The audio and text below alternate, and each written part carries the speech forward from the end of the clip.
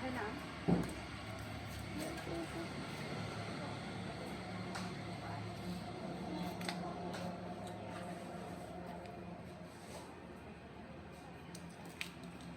ছোটবেলা কি কি কত বড় বড় ইলিশ মাঝে মারছে তখন তো মারেন নাই, ধরে নিয়ে এগুলা।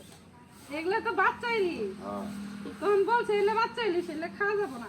বড় বড় ডিমালা ইলিশ, তারপরে হ্যাঁ এখন তো ওই ডিমালা ইলিশ গুলা মারে না, কারণ এগুলা বাচ্চা হওয়ার সুযোগ দেয়। এগুলো তো ইলিশ যে থাকবোই না। ইলিশ মাছ আবার কয়দিন পরে মারা বন্ধ করে দিবে, তাই না? নভেম্বর ডিসেম্বর মা ইলিশ আবার ডিম পাড়ার সময় হবো।